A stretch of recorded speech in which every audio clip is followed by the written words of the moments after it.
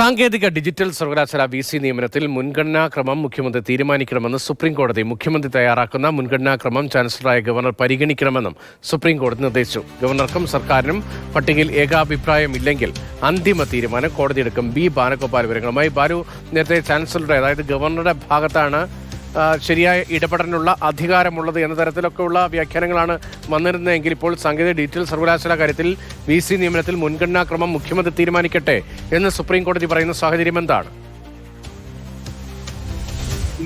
Supreme കോടതി digital സർവകലാശാലയിലെയും സാങ്കേതിക സർവകലാശാലയിലെയും സ്ഥിരം വൈസ് ചാൻസലർ നിയമനവുമായി ബന്ധപ്പെട്ട് ഉത്തരവ് പുറപ്പെടുവിച്ചിരുന്നു.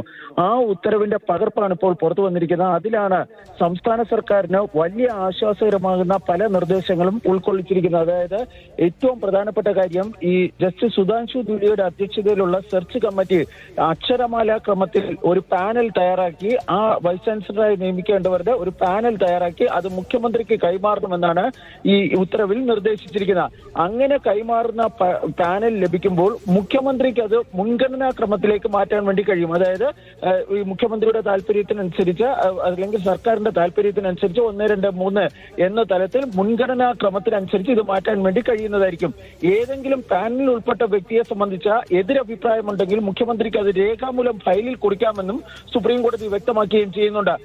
അതിനപ്പുറത്തേക്ക് സുപ്രീം കോടതി പറഞ്ഞിരിക്കുന്നത്, ഈ ചാൻസലറായ ഗവർണർക്ക് മുഖ്യമന്ത്രി തുടർന്ന് ഈ ഫയൽ കൈമാറണം. അതായത് മുൻഗണനാ ക്രമത്തിൽ ഇത് നിശ്ചയിച്ചുകൊണ്ടുള്ള ഫയൽ കൈമാറണമെന്നാണ് നിർദ്ദേശിച്ചിരിക്കുന്നത്. അങ്ങനെ കൈമാറുമ്പോൾ ഗവർണറെ സംബന്ധിച്ചിടത്തോളം ആ മുൻഗണനാ ക്രമം കൂടി കണക്കിലെടുത്ത് വേണം നിയമനം നടത്തേണ്ടതെന്നാണ് സുപ്രീം കോടതി വ്യക്തമാക്കിയിരിക്കുന്നത്. ഈ മുൻഗണനാ ക്രമത്തിൽ ഗവർണർക്ക് എന്തെങ്കിലും എതിരഭിപ്രായമുണ്ടെങ്കിൽ അത് ഫയലിൽ കുറിക്കണം. അതിന് ആധാരമായ രേഖകൾ കൂടി അദ്ദേഹം ഫയലിൽ വെക്കണം.